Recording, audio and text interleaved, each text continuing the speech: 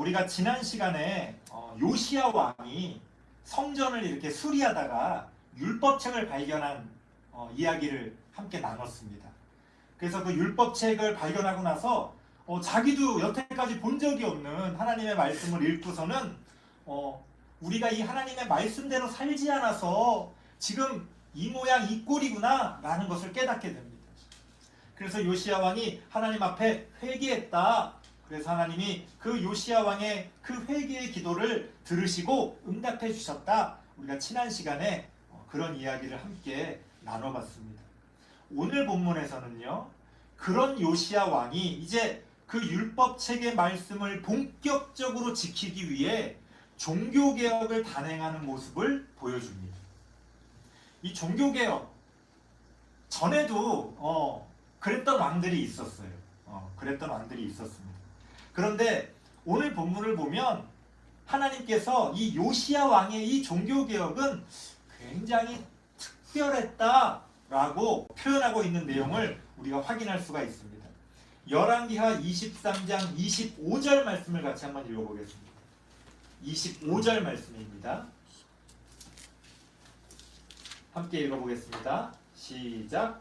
요시야와 같이 마음을 다하여 뜻을 다하며 힘을 다하여 모세의 모든 율법을 따라 여호와께로 돌이킨 왕은 요시야 전에도 없었고 후에도 그와 같은 자가 없었더라.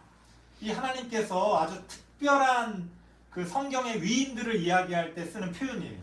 전에도 없었고 후에도 없었더라. 전무, 후무했다는 거죠.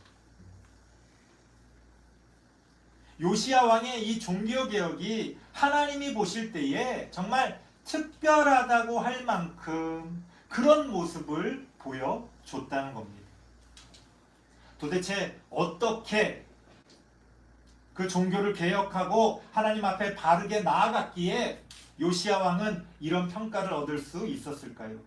우리는 오늘 이런 요시야 왕의 종교개혁을 통해서 우리가 우리의 삶에 어떤 것들을 개혁할 때, 또 우리 사회에서, 또 우리 나라가 어떤 것들을 개혁할 때 갖춰야 할 어떤 조건들을 우리가 배워볼 수 있을 것 같습니다.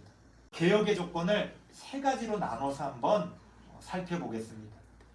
첫 번째 개혁의 조건은요, 측은지심이에요. 측은지심. 우리 측은지심이라고 그러면 이렇게 불쌍히 여기는 마음을 측은지심이라고 합니다. 불쌍히 여기는 마음. 3절 말씀 같이 한번 읽어볼까요? 3절입니다. 23장 3절 같이 읽겠습니다. 시작. 왕이 단 위에 서서 여호와 앞에서 언약을 세우되 마음을 다하고 뜻을 다하여 여호와께 순종하고 그의 계명과 법도와 율례를 지켜 이 책에 기록된 이 언약의 말씀을 이루게 하니라 하매 백성이 다 그 언약을 따르기로 하니라. 무슨 얘기냐? 요시야 왕은요, 자신이 하나님의 말씀을 읽고 회개하고 거기서 멈추지 않고 백성들에게 그것을 읽어주면서 우리가 함께 이 하나님의 말씀을 지켜나가자, 이렇게 백성들을 설득합니다. 그래서 백성들이 함께 그 말씀을 지켜가기로 약속하는 그러한 모습이 오늘 본문에 나오고 있습니다. 요시야 왕은 왜 그렇게 백성들을 위해서 하나님의 말씀을 들려주면서 하나님의 말씀을 지키기를 원했을까요? 그것은 하나님의 심판이 이제 임박했는데 자기의 백성들이 그 하나님의 심판을 받을 것을 염려했기 때문에 그렇게 했다는 거예요. 요시야 왕은요, 오로지 백성들만을 생각하는 그러한 마음이 있었어요. 그걸 어떻게 알 수 있습니까? 우리 지난 성경 구절, 지난 시간에 우리가 함께 나눴던 말씀 가운데서 하나 찾아보겠습니다. 바로 앞부분인데요. 22장 20절. 22장 20절. 바로 앞장의 맨 마지막 구절입니다.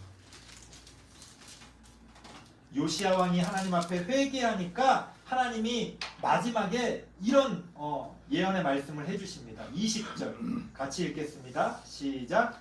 그러므로 보라, 내가 너로 너의 조상들에게 돌아가서 평안히 묘실로 들어가게 하리니 내가 이곳에 내리는 모든 재앙을 내 눈이 보지 못하리라 하셨느니라 하니 사자들이 왕에게 보고하니라. 무슨 말이냐? 너는 그렇게 회개했을지 몰라도 내가 이 땅에 내릴 심판, 이 땅에 내릴 재앙은 멈추지 않겠다. 하지만 너한테만은 그것을 보여주지 않겠다. 그러니까 너가 살아있을 때는 내가 이 심판과 재앙을 내리지 않겠지만 너가 죽은 다음에는 내가 이 땅을 심판하겠다. 하나님이 그렇게 말씀하십니다. 그러니까 요시야 왕이 자기만 생각했으면 뭐 그렇게까지 할 필요가 없는 거죠. 아유 그래 뭐 내가 죽은 다음에야 뭐 무슨 일이 벌어지건 나중 일이잖아요. 우리가 뭐 살면서 나중에 내가 죽은 다음에 뭐 그때 일어날 일들까지 그렇게 고민하는 사람들 많지 않지 않습니까? 그러니까 우리가 항상 내가 살아있을 때만을 걱정하는 그런 모습을 보여준다면 요시야 왕은 자신이 죽은 다음에 백성들에게 임할 하나님의 심판 때문에 전전 긍긍하던 그러한 왕이었다는 겁니다. 요시야 왕은 자신이 죽은 이후에 하나님의 심판을 받게 될 백성들이 눈에 밟혀서 가만히 있을 수가 없었어요. 그래서 어떻게든 백성들을 설득해서 하나님의 말씀을 지키고 이 임박한 하나님의 심판을 피할 수 있지 않을까? 그러한 마음으로 백성들에게 다가갔던 겁니다. 여태 하나님의 말씀도 없이 자기 마음대로 오랜 기간 우상을 섬기며 살았던 백성들이 쉽게 바뀝니까? 안 바뀌죠. 오늘 성경에는 뭐 마치 요시야 왕이 한마디 하니까 백성들이 아멘 하고서 함께 하기로 한 것처럼 간단하게 표현되어져 있지만 아마 백성들을 설득하는 그 과정들이 쉽지 않았을 겁니다. 마음을 하나로 모으는데 오랜 기간이 걸렸을 겁니다. 그런 거 있잖아요. 우리도 누군가를 막 설득해서 어떤 것들을 해나가려고 하다 보면 속 터지는 때가 많죠. 아유 내가 진짜 내가 누굴 위해서 내가 이러고 있나, 내가 안 하고 말지, 다 자기들 좋으라고 하는데도 오랜 기간을 설득하고 했던 얘기 또 하고 했던 얘기 또 하고 그럴 때가 얼마나 많이 있습니다. 요시야 왕도 쉽지 않은 그러한 과정들을 통해 백성들을 설득했을 겁니다. 역사적으로 보면요, 독재자에게는 측은지심이 없어요. 우리가 간혹 굉장히 이렇게 독재자인데도 굉장히 뭐 훌륭하게 어떤 개혁을 했다라고 좀 칭찬받는 사람들이 있잖아요. 사람들이 그래요. 아유 저 사람은 달랐다는 거예요. 뭐 이런 좋은 일도 했고 이런 개혁도 했고 막 이렇게 했다는 거예요. 독재자는요, 백성들을 위하는 측은심으로 그런 일을 하질 않습니다.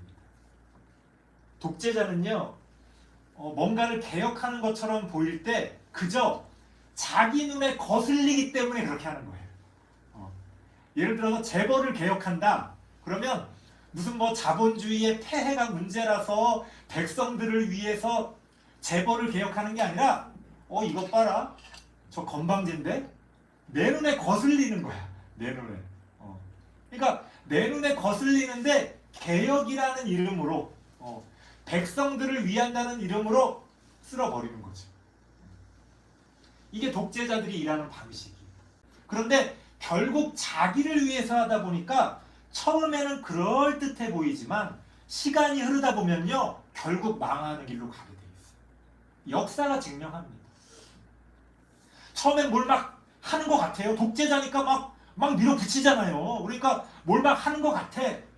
시간이 지날수록 이제 파탄이 막 생겨나는 거예요.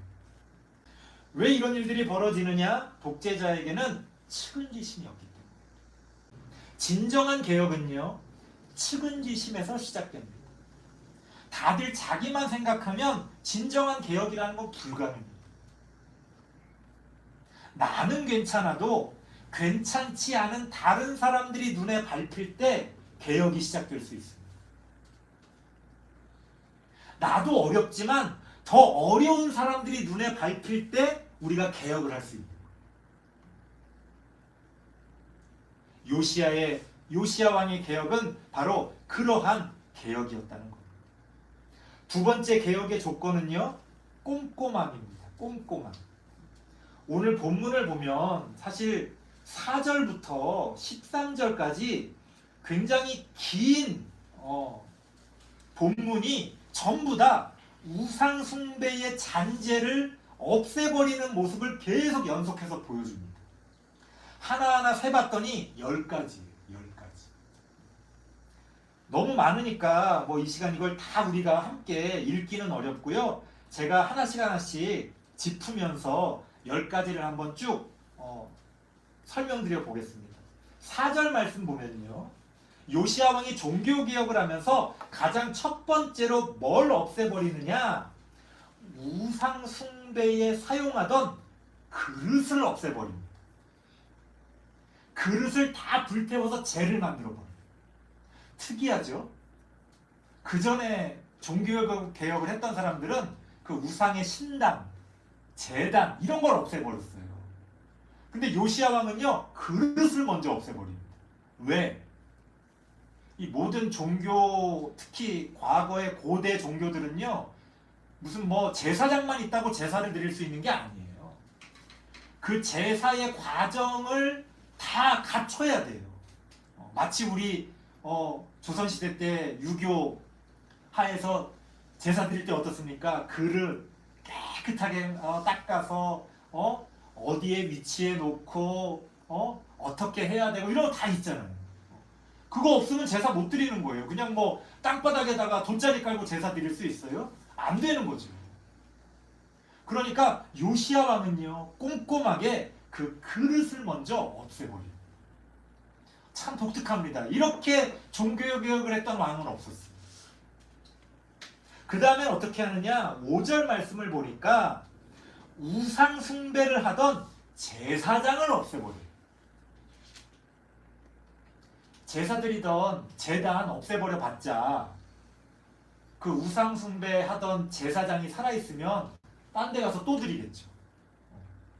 근원부터 없애버리기 위해서 이번에는 그 제사장들을 없애버립니다. 6절을 보니까요, 그렇게 한 다음에 이제 각종 우상들, 이렇게 만들어놨던 우상들이 있잖아요. 그 우상들을 없애버립니다. 그 다음에 어떻게 하느냐, 7절 말씀해 보니까 남창들을 없애버렸다 이렇게 나오는데, 이 남창이라는 거는요, 창기죠. 창기. 여자 남자 다 있었어요. 이 우상 숭배는요, 거의 대부분 인간의 쾌락과 연결이 됩니다. 그렇게 유지를 시키는 거예요.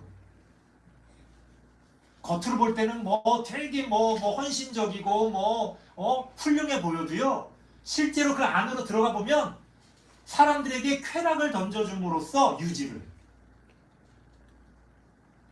무당들이 작두 타잖아요.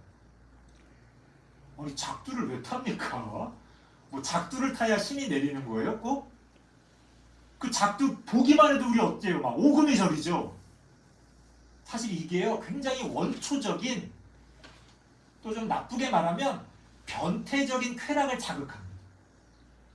굉장히 그런 게 있어. 막 하면서 막 보게 되는 그런 거 있잖아요. 어떡해 하면서 모든 미신과 우상 숭배들이요, 그런 식으로 사람을 자극해요. 무당 저는 가보진 않았습니다만 뭐 드라마나 영화에서 보면 어때요? 들어가 보면 그냥 아주 빨갛고 파랗고 시뻘겋고 막, 하여튼 보기만 해도 막 감정을 흔들잖아요. 아주 차분한 색깔 하면 안 돼요. 녹색 하면 안 돼. 녹색. 파란색 어때? 파란색. 아니, 좋은 색깔 많잖아요. 왜 그렇게 알록달록할까요? 사람들을 자극하는 거예요. 그렇게 사람들의 마음을 자극하고 사람들의 쾌락을 자극해서 끌어오는 거예요. 이스라엘이 그렇게 하다가 망했다는 것을 우리가 잊어버리면 안 됩니다. 8절 볼까요? 8절 보니까 이제 각종 온갖 동네와 사람들 집에 있었던 산당들을 없애버립니다. 산당들. 각종 산의 동네에 사람들이 아주 개인적으로 3, 3, 5 모여서 우상 숭배를 하던 산당들을 없애버려요. 9절 말씀해 보니까 산당들의 제사장들을 없애버립니다. 꼼꼼해요. 꼼꼼. 10절을 보니까요. 흰놈의 아들 골짜기 나오는데 그게 뭐냐면 몰록에게 자기 자녀를 이신제사 드리던 장소예요. 그런 장소가 있었다는 거예요. 이스라엘. 그 장소를 없애버립니다. 다시는 사람을 제물로 드리지 못하도록 그 장소를 없애버립니다. 11절에 보니까 태양신을 섬기기 위해 말과 술의 동상을 이렇게 세워놨었어요. 태양신을 섬기는. 그 말과 술의 동상을 없애버립니다. 12절을 보니까요. 과거에 유다 여러 왕들이 개인적으로 세운 우상의 제단들이 있었어요. 이 왕들이 과거에는 종교개혁을 하면서 백성들의 산당은 잘 없애거나 예를 들어서 백성들이 막 다니던 그런 신전들은 없애버렸는데 과거의 왕이라는 건 자기 조상이잖아요. 자기 조상들이 세운 신전은 제단은 없애질 못했어요. 왜? 자기 부정이 되잖아요. 우리 할아버지가 우리 증조 할아버지가 세운 건데 그걸 내가 없애버리면 이게 안 되는 거 아니에요? 불효가 되잖아요. 그러니까 그걸 건드리질 못했는데 요시야 왕은 그 과거의 유다 여러 왕들 다 자기 조상이죠. 자기 증조 할아버지, 고조 할아버지 다 자기 조상인데 그 조상들이 세웠던 우상의 제단들도 다 없애버립니다. 마지막 13절을 보니까요. 옛날에 솔로몬이 자신의 그 이방 아내들을 위해서 세운 산당들이 있었어요. 솔로몬이 정략 결혼을 많이 했잖아요. 그래서 이방 공주들과 결혼을 많이 했는데 그 공주들이 와가지고 이제 자기가 자기 고향에서 믿었던 신에게 제사를 드리고 싶으니까 솔로몬이 그걸 허락해 줬어요. 그래서 그 자기 아내들이 자기 이제 왕궁에서 만들었던 그런 산당들이 있었는데 솔로몬이 누굽니까? 다윗, 솔로몬 이게 이스라엘에서는 위대한 왕이잖아요. 그러니까 그걸 못 건드리고 있었어요. 그런데 그 솔로몬이 세웠던 산당들도 다 없애버립니다. 이렇게 꼼꼼하게 구체적으로 디테일하게 이렇게 종교개혁을 했던 왕은 정말 그야말로 전에도 없었고 후에도 없었다는 것을 알 수가 있습니다. 여기서 10가지를 없애버리잖아요. 성경에서 이 10이라는 숫자는 완전수예요. 그러니까 무슨 얘기냐? 이 성경의 저자가 일부러 10가지를 맞춘 거예요. 그러니까 아마 실제로는 10가지보다 더 많은 걸 없애버렸을 거예요. 근데 여기서 10이 상징하는 것은 요시야 왕이 그처럼 완벽하게 완전하게 모든 우상의 잔재들을 꼼꼼하게 없애버렸다는 것을 이 10이라고 하는 이 숫자가 보여주는 겁니다. 마지막 세 번째 개혁의 조건은요. 대안입니다. 대안. 우리가 어떤 잘못을 지적하고 고치는 것만으로는 개혁이 지속되지 못해요. 대안이 있어야 됩니다. 우상 숭배가요. 하나님 보실 때는 나빴을지 몰라도 사람들한테는 나름 그게 위로가 되고 힘이 됐어요. 우리도 뭔가 그 우상에게 이렇게 의지하면 뭔가 그래도 마음이 좀 편해지는 거 있잖아요. 옛날에 제가 학교 다닐 때 지하철에서 요새는 다 휴대폰으로 봅니다만 옛날에 이제 신문, 그 지하철 신문들 이렇게 그런 것들 많이 사람들이 지하철에서 봤어요. 보면은 다들 뭐 보냐면 뭐 먼저 이렇게 펼쳐서 보냐면 오늘의 운세, 오늘의 운세. 다 그거 먼저 봐. 다 그거 먼저. 뭐 그게 얼마나 맞냐 틀리냐를 떠나서 왠지 뭐 그런 걸 보면 좀 뭐가 이렇게 좀 안정이 되고 위로가 되나 봐. 오늘 뭐 그렇다는데 나한테 좋은 일 있을 것 같은데 오늘 쥐띠한테 뭐 행운이 온다는데 그러면 제가 쥐띠인데 그래? 그 왠지 뭐 아니더라도 왠지 기분이 좋잖아요. 뭐 오늘 뭐를 조심하라고 그러는데 뭐 조심하라는데 틀린 말 아니잖아요. 그러면 오늘 조심해야겠어. 뭔가 심리적으로요, 이 우상 숭배가 우리를 위로해주고 우리에게 어떤 안정감을 주는 게 있어요. 그런데 요시야 왕이 그거를 다 없애버린 거예요. 대안이 있어야죠. 야, 이게 옳으니까 무조건 이렇게 해. 누가 그렇게 합니까? 대안이 있어야죠. 21절 말씀 같이 한번 읽어보겠습니다. 21절입니다. 시작. 왕이 뭇 백성에게 명령하여 이르되 이 언약책에 기록된 대로 너희의 하나님 여호와를 위하여 유월절을 지키라 하매. 유월절은요, 이스라엘 백성이 애굽에서 노예 생활을 할 때 왜 하나님께서 10가지 재앙으로 이렇게 이스라엘 백성을 구원해 주시잖아요. 그래서 마지막 장자가 죽는 재앙에서 이 문설주에다가 피를 이렇게 바르니까 그 죽음의 영이 왔다가 샥 넘어가잖아요. 유월이라는 게 이렇게 샥 넘어갔다. 그래서 유월절이잖아요. 그래서 그 장자의 죽음 이후에 애굽 왕 바로가 두 손 들고 항복을 하잖아요. 그래서 이스라엘 백성이 무사히 애굽에서 탈출할 수 있게 됩니다. 그걸 기념하는 절기가 유월절이에요. 그런데 놀랍게도요, 이스라엘 백성은 언제부터인가 이 유월절을 제대로 지키지 않았다는 거예요. 그러니까 하나님이 나를 구원해 주신다는 게 어떤 의미인지를 잊어버리고 있었어요. 그러니까 우상에게 의지한 거죠. 22절 말씀 읽어보겠습니다.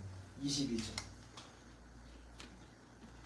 시작. 사사가 이스라엘을 다스리던 시대부터 이스라엘 여러 왕의 시대와 유다 여러 왕의 시대에 이렇게 유월절을 지킨 일이 없었더니. 아니 여러분, 사사 시대는요, 이스라엘 백성이 출애굽해서 가나안 땅에 들어가자마자 그 이후 시대가 사사 시대예요. 무슨 얘기냐? 가나안 땅에 들어가자마자 하나님을 잊어버린 거예요. 가나안 땅에서 젖과 꿀이 흐르는 땅에서 풍족하게 지내다 보니까 하나님이 나를 구원해 주셨다는 걸 잊어버린 거예요. 왜? 내가 이래서 내가 돈 벌어서 내가 이렇게 얼마든지 살 수 있으니까 하나님 의지 안 해도 내가 얼마든지 내 힘으로 살 수 있으니까 점점점 나라가 부강해질수록 다윗 왕, 솔로몬 왕을 지나면서 이스라엘이라는 나라가 부강해질수록 하나님을 잊어버리는 거예요. 그러니까 유월절을 지키는데 형식적으로 지키는 거예요. 아무도 하나님의 구원에 대한 감사함, 하나님의 구원에 대한 어떤 기대가 없었다는 거예요. 요시야 왕은요, 그 유월절을 완전하게 회복합니다. 하나님이야말로 우리를 구원해 주시는 분이심을 백성들에게 끊임없이 가르쳐 주기 위해 이 유월절 절기를 회복시킨 겁니다. 오늘날로 치면 이 유월절은요, 예배라고 볼 수 있어요. 모든 종교개혁은요, 결국 예배로 귀결됩니다. 우리가 예배가 귀한 줄 알고 예배를 통해 하나님의 말씀을 바르게 듣고 예배의 자리에서 우리가 하나님을 만나면요, 우리의 신앙은 살아나는 거예요. 예배는 대충 드리고 예배는 형식적으로 드리고 야, 예배 끝났다, 모여라, 무슨 소그룹 모임으로 으쌰 아유 반가워요 그런 걸로 교회가 부흥하는 교회들이 최근에 많이 있어요. 예배는 그냥 예배. 끝나고서 소그룹이 더 뜨거워. 주중에 그 소그룹 사람들 만나는 게 재밌어. 막 구역 예배, 소그룹 모여가지고 막 수다도 떨고 정보도 얻고 맛있는 것도 먹으러 가고 너무너무 재밌는 거예요. 예배는 형식적으로 드리고 소그룹 때문에 교회가 부흥합니다. 어딘가 잘못된 거지. 크게 잘못된 거지. 바른 종교개혁은요, 예배가 살아납니다. 예배가 살아나잖아요. 다른 건 사실 필요가 없어요. 있어도 그만, 없어도 그만이에요. 뭐 있어도 나쁘지 않죠. 근데 없다고 해서 부족함을 느끼질 않아요. 예배만으로 우리의 영혼이 충만해집니다. 요시야 왕은요, 예배야말로 다른 어떤 것보다 종교개혁의 대안이 될 수 있다는 것을 알고 있었어요. 이처럼 개혁에는요, 그 개혁을 지속시킬 수 있는 대안이 뒤따라야 합니다. 하지 말라고만 하는 것은 오래가지 못해요. 무엇을 해야 할지를 제시해 줄 수 있어야 합니다. 설교를 마치겠습니다. 요시야 왕의 종교개혁을 통해 우리는 종교개혁뿐 아니라 우리가 우리의 삶 가운데서 어떤 개혁을 이루어 나갈 때 갖춰야 할 세 가지 조건을 배울 수가 있습니다. 첫 번째는 측은지심, 두 번째는 꼼꼼함, 세 번째는 대안입니다. 우리의 삶 가운데서도 종교의 영역뿐 아니라 다른 모든 영역에서 바른 개혁을 이루어가는 우리 모든 성도님들, 또 우리 사회, 우리 나라가 될 수 있기를 바랍니다. 기도하겠습니다. 하나님 감사합니다. 우리는 무엇을 개혁하며 나아가고 있습니까? 하나님께서 우리에게 바라시는 것들을 이루어갈 때에 우리가 잘못된 것을 고치고 또 어디를 향해 나아가야 할지 새로운 길을 열어가는 우리들의 개혁의 모습이 되어질 수 있도록 하나님 함께하여 주옵소서. 예수님의 이름으로 기도드리옵나이다. 아멘.